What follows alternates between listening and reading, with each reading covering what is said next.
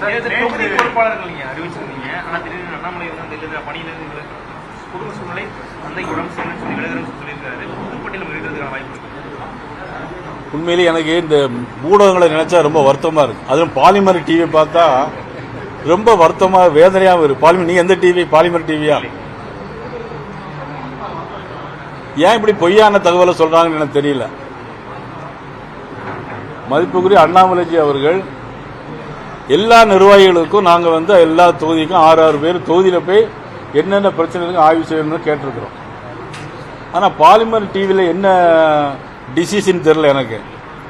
விலகுவதாக தகவல், அதிருப்தியின் தகவல் ஏன் இப்படி போடுறாங்கன்னு எனக்கு புரியல. எனக்கு மதிப்புக்குரிய அண்ணாமலை அவர்களே அவங்களுடைய தந்தையார் உடல்நலக்குறைவு, ஆஸ்பத்திரியில் இருக்கிறாங்க, ரொம்ப மோசமான நிலைமை இருக்கிறாங்க. இன்னைக்கு கூட பேட்டி கொடுத்திருக்காங்க. அதையும் தவிர்த்துட்டு பாலிமர் நியூஸ்ல என்ன அவங்களுக்கு இளவு வந்திருக்குன்னு தெரியல எனக்கு. நிர்மலா சீதாராமன் அவர்கள் நியூஸ் 18க்கு பேட்டி கொடுக்கும்பொழுது விஜயை பார்த்து குறிப்பாக திமுகவுக்கு பயம் இருக்கிறது அப்படின்னு சொல்லியிருக்காங்க. நாங்கள் பயப்பட வேண்டிய அவசியம் இல்லை, ஆனால் திமுக பயப்படுகிறதுன்னு சொல்லியிருக்காங்க. அதை எப்படி பார்க்குறீங்க? திமுக இன்னைக்கு விஜய் மட்டுமா பார்த்து பயப்படுறாங்க? அதுக்கு முன்னால எல்லாரையும் பார்த்து இன்னைக்கு பயத்தில் இருக்கிறாங்க. அவங்க குடும்பத்தில் மட்டும்தான் இன்னைக்கு எல்லாரும் மிஞ்சுவாங்கன்னு தெரியணும். இன்னைக்கு திமுக அரசு ஓய்வூதிய பென்ஷன், பழைய ஓய்வூதிய திட்டத்தை இப்ப மீடியாவில் அடிக்கடி சொல்லிட்டே இருக்கேன். நம்ம சத்துணவு ஊழியர்கள் இன்னைக்கு போராட்டம் பண்றாங்க. தேர்தல் அறிக்கை 313. ஆனா பழைய ஓய்வூதிய திட்டத்தை பாத்தீங்கன்னா அவங்க எப்போ தாரன்னு சொல்லியிருக்காங்க? அடுத்த ஜூன் மாசம் அவங்க ஆட்சியில் இருப்பாங்களா? இருக்க மாட்டாங்க. அப்ப கொடுக்காதவர்கள் எதையோ காட்டின மாதிரி இன்னைக்கு திமுகவுடைய நிலைமை அவ்வளவு மோசமா போயிடுச்சு. நீங்களே நினைச்சு பாருங்க. நீங்க தேர்தல் அறிக்கையில் சொல்லியிருந்தா பழைய ஓய்வு திட்டத்தை, ஆனா இன்னைக்கு வரை தந்திருக்காங்களா? தரல. கொடுத்துருக்கணுமா வேண்டாமா? கொடுத்துருக்கணும். ஆனா அடுத்த மாசம் தாரன்னு சொன்னா அதையும் கேட்டுட்டு போயிருக்காங்க அதிகாரிகள். டாக்டர் ஜியோ எப்படி ஏமாத்தினாங்கன்னு எங்களுக்கு அதை பத்தி எங்களுக்கு தெரியல. அதனால இன்னைக்கு இந்த ஆட்சி மோசமான ஆட்சி. இன்னைக்கு மத்திய நிதியமைச்சர் போட்டிருக்கிற பட்ஜெட்ல இன்னைக்கு பாத்தீங்கன்னா தமிழ்நாட்டுக்கு இன்னைக்கு வந்தே பாரத் ரயில் ஏற்கனவே 11 ரயில் கொடுத்திருக்காங்க. இந்த பட்ஜெட்ல பாத்தீங்கன்னா இன்னைக்கு சென்னை, பெங்களூர், ஹைதராபாத் புல்லட் ட்ரெயின், ஜப்பான்ல ஓடுற மாதிரி ட்ரெயின் வரப்போகுது. இன்னைக்கு தென்னை விவசாயிகள் பாத்தீங்கன்னா அதிகமா தென் மாநிலங்கள் தான் இன்னைக்கு தென்னை விவசாயிகள் அதிகமா இருக்கிறாங்க. அவர்களுக்கு அதிகமாக நிதி ஒதுக்கி கொடுத்து, அது காரணம் என்னன்னா மத்திய விவசாயத்துறை அமைச்சர் சிவராஜ் சிங் சவுகான் அவர்கள் கோயம்புத்தூருக்கு 2 முறை வந்து அங்குள்ள தென்னை விவசாயிகள் எல்லாம் பார்த்து பேசி அதனுடைய அடிப்படையில் நமது தமிழக பாரதிய ஜனதா கோரிக்கையை ஏற்று இன்னைக்கு தென்னை விவசாயிகளுக்கும் முந்திரி விவசாயிகளுக்கும் இன்னைக்கு அதிகமான திட்டங்களை இன்னைக்கு மத்திய அரசு அறிவித்திருக்கிறது. இன்னைக்கு பாத்தீங்கன்னா 1042 கிலோமீட்டர் ரயில். இன்னைக்கு எல்லாரும் பேருந்தில் போறதை விட ட்ரெயின்ல போற அதிகமாக விரும்புறாங்க. 1042 கிலோமீட்டருக்கு 7300 கோடி ரூபாய் இன்னைக்கு தமிழகத்திற்கு ஒதுக்கி இருக்குது நமது மத்திய ரயில்வே துறை அமைச்சர். ஆனா நம்முடைய முதலமைச்சர் என்ன சொல்றாங்க அப்படின்னா எதுவுமே செய்யல அப்படின்னா. மாவட்டந்தோறும் மகளிருக்கு பெண்கள் நமது கவர்னருங்க இருக்கிறாங்க. அவங்க தெலுங்கானாவில் இருக்கும்போது குடிப்பதற்காக கிருஷ்ணா தண்ணீரை கொண்டு வரணும்னு தெலுங்கானா கவர்னரா இருக்கும்போதே சொன்னாங்க. ஆனா மாவட்டந்தோறும் மகளிர்களுக்காக ஒரு இடம் ஏற்படுத்தப்பட்டு மகளிருக்காக உயர்த்த வேண்டும் என்பதற்காக மாவட்டந்தோறும் மகளிருக்காக மையங்கள். இன்னைக்கு ஆதிச்சநல்லூர் அகலவராய்ச்சியில் பாத்தீங்கன்னா நமது தமிழக திருநெல்வேலி மாவட்டம், அங்கே ஒரு கலாச்சார மையம் ஏற்படுத்தப்படும் சொல்லியிருக்காங்க. தென் மாவட்டத்தில் உள்ள கனிம வளங்களை, முக்கியமான கனிம வளங்களை கண்டறிந்து அதற்காக அனைத்து ஏற்பாடுகளையும் செய்யப்படும். ஏன்னா இன்னைக்கு நெல்லை மாவட்டத்திலிருந்து அவ்வளவு கனிம வளங்களும் செங்கோட்டை வழியா இன்னைக்கு கேரளாவுக்கு போகுது. அவ்வளவு மணல், கிரஷர் எல்லாமே. ஆனா கேரளாவிலிருந்து என்ன தெரியுமா கொண்டு வராங்க? அங்க உள்ள பயன்படுத்திய மருந்து பொருட்கள் இருக்குல்ல, நம்ம அங்களுடைய வேல்முருகன், அவங்களுடைய பினராயி விஜயன் அங்கிருந்து பழைய மருந்து கழிவு பொருட்கள்லாம் இருக்குல்ல, அதெல்லாம் ஏற்றி தமிழ்நாட்டுக்கு கொண்டு வராங்க. இங்கிருந்து ஏற்றப்படுவது கனிம வளங்கள், மணல், கிரஷர் எல்லாம். அங்கிருந்து கொடுத்து விடக்கூடியது என்ன தெரியுமா? அதை கொடுத்து விடுறாங்க. அவ்வளவுதான் நம்மளுடைய ஆட்சி நடக்கும். இன்னைக்கு காலையில 11ஆம் கிளாஸ் படிக்கிற பையன் கையில கஞ்சா வச்சிருந்தான். இன்னைக்கு காலைல செய்தி. இன்னைக்கு காலையில வட இந்தியாவில் பாத்தீங்கன்னா அருவாளால வெட்டி சாக்கு முடையில் கட்டி அனுப்பி விட்டுறாங்க. வட இந்திய தொழிலாளருக்கு பாதுகாப்பு கிடையாது, சட்டம் ஒழுங்கு எங்கேயுமே கிடையாது. தமிழ்நாட்டில் இவ்வளவு மோசமான சூழ்நிலை இன்னைக்கு போயிட்டு இருக்கு. காலையில முதலமைச்சர் குளத்தூர் தொகுதியில் பேசும்போது எனக்கு யாருமே எதிரி இல்லை அப்படின்னு சொல்லி, இப்ப நானுமே அவருக்கு எதிரி கிடையாது, நானுமே அவருக்கு நண்பர் தான். அவருடைய ஆட்சி சரியில்லைன்னு தான் சொல்றேன். அவருடைய நிர்வாகம் சரியில்லை, அட்மினிஸ்ட்ரேஷன் சரியில்லை. காவல்துறையை கையில் வச்சக்கூடிய முதலமைச்சர் சரிவர செய்ய முடியவில்லை. அப்படிதான் சொல்றமே தவிர அவருக்கு யாரும் எதிரி இல்லை இல்லையா. அவருடைய ஆட்சிக்கு தமிழ்நாட்டு மக்கள் எல்லோருமே எதிரி.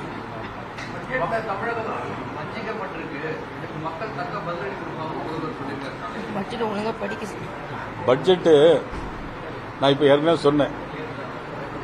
இன்னைக்கு ரயில்வே துறைக்கு மட்டும் இன்னைக்கு கொடுத்திருக்காங்க.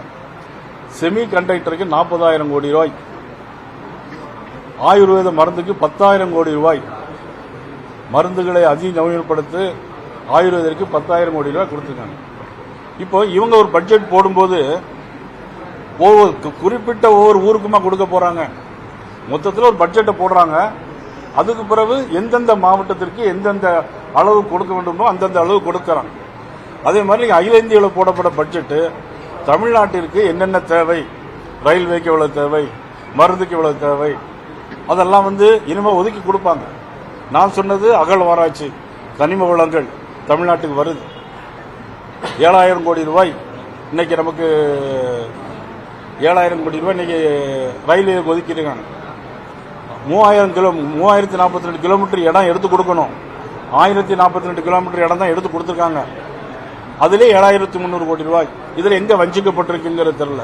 அவங்க ஒரு நல்ல ஆளை வச்சு பட்ஜெட்டை படிச்சு பார்க்கணும். படிச்சு பார்த்து ஒரு குறை சொன்னா நல்லா இருக்கும். ஏற்கனவே நம்ம அதிமுகவா இருக்கட்டும், பாமக இருக்கட்டும், தேர்தல் விருப்ப மனு தொடங்க விஜய் கூட இன்னைக்கு அறிவிச்சிருக்காரு. பாஜக எப்ப விருப்ப மனு வாங்க தொடங்க?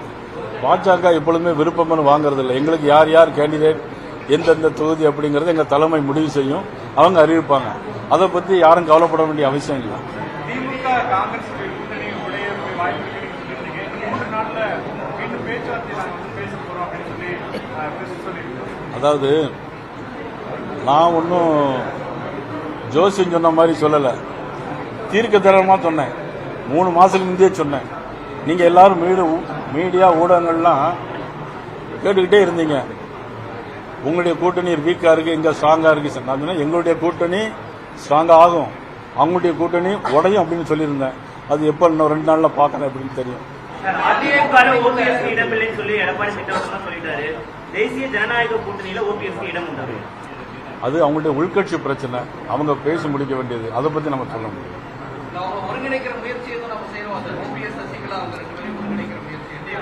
அது அவங்களுடைய உள்கட்சி பிரச்சனையில நம்ம போய் எப்படிங்க, அது எங்களுடைய அகில இந்திய தலைமை முடிவு செய்யும். சசிகலா புதிய வகுத்து நான் புதிய கட்சி தொடங்க போறேன் அப்படின்னு சொல்லியிருக்காங்க. அது என்டிஏ கூட்டணிக்கு ஏதாவது பாதகமா இருக்குமா? அது அவங்கள்ட்ட தான் கேட்கணும். இல்லாம புதிய கட்சிகள் பேச்சுவார்த்தை மேற்கொள்வதற்கான வாய்ப்பு இருக்கா? தேமுதிக இந்த கூட்டணி பேச்சுவார்த்தை அழைக்கலன்னு அவங்களே சொல்லியிருக்காங்க. நம்ம போய் பேசுறதுக்கான வாய்ப்புகள் இருக்கா? எங்களுடைய தேசிய ஜனநாயக கூட்டணியுடைய தலைவர் அண்ணன் இபிஎஸ் அவர்கள் தமிழ்நாட்டிற்கு அவர்கள் அது குறித்து முடிவு செய்வார். 2 நாளைக்கு முன்னாடி பியூஷ் கோயல் ஒரு பேட்டியில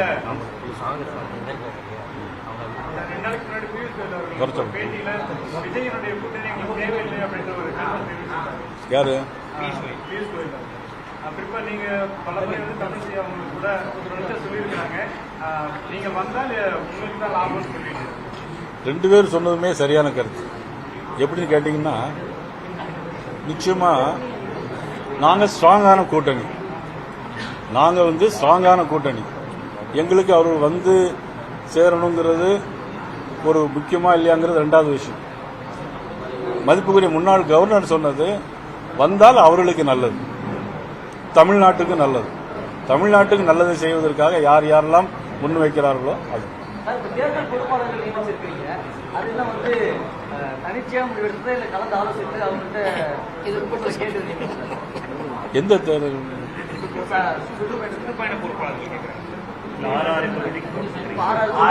ஆமா ஆமா, எப்பொழுதுமே கட்சி எங்க கோர் கமிட்டி இருக்கு.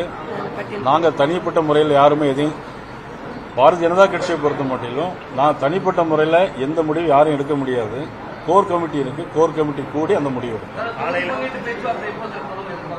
தொடங்கும்போது உங்களை கூட்டி வச்சு பேச்சு சொல்லிட்டு தான் அங்க தொடங்கும். ஒரு நிமிஷம். இப்ப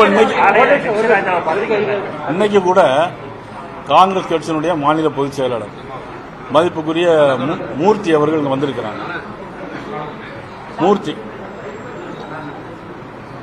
இன்னைக்கு இப்ப பிஜேபியில இன்னைக்கு சேர்ந்திருக்கிறாங்க. அதே மாதிரி திமுகவிலிருந்து பிரபாகரன், அப்புறம் காங்கிரஸ் கட்சி ராஜ் அப்புறம் இன்னும் தெரியாது. இவங்கெல்லாம் இன்னைக்கு காங்கிரஸ் கட்சி இன்னைக்கு சேர்றாங்க. காங்கிரஸ் இன்னும் நிறைய பேர் சேர்றதுக்கு இருக்காங்க.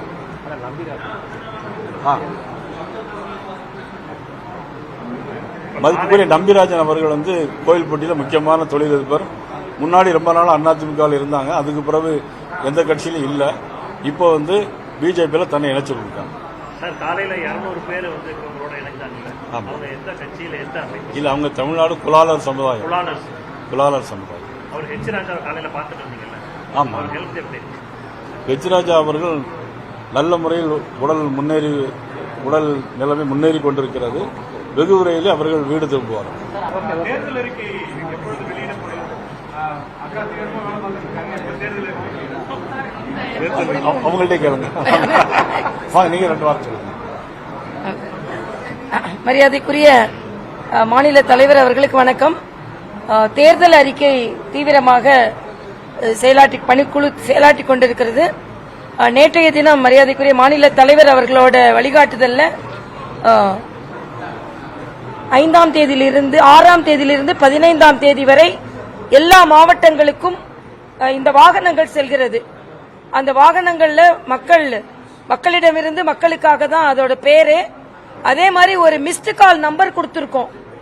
7878786060 7878786060.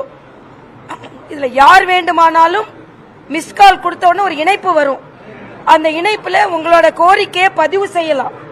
ஆக நாங்க உங்ககிட்ட வரோம், நீங்க இருந்த இடத்துல இருந்தே பதிவு செய்யலாம். ஆக இது எல்லாம் சேர்த்து ஒரு விஷன் டாக்குமெண்ட் பிளஸ் மேனிபெஸ்டோ தயார் செய்து மாநில தலைவர்கிட்ட நாங்க கொடுத்துருவோம். அதுக்கப்புறம் அகில பாரத தலைவர் என்னைக்கு அதை வெளியிடணும்னு நினைக்கிறாங்களோ அன்னைக்கு வெளியிடுவாங்க.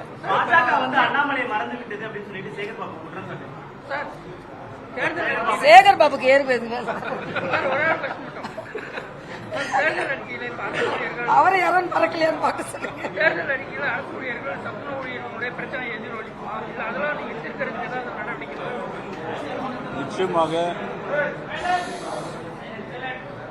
நிச்சயமாக தேர்தலில் சத்துணவு ஊழியர்கள், அங்கன்வாடி பணியாளர்கள், இடைநிலை ஆசிரியர்கள், அரசு தலைமைச் செயலகத்தில் பணியாற்றுபவர்கள் இவர்கள் கொடுத்த பொய்யான வாக்குறுதிகள் எல்லாம் யாரும் நம்ப மாட்டார்கள். நிச்சயமாக தேர்தலில் அது எதிரொலிக்கும், பிரதிபலிக்கும். நிச்சயமாக நடைபெற்றுள்ள திராவிட முன்னேற்ற கழக அரசு வீட்டுக்கு அனுப்பப்படும் என்பதை நான் ஆமா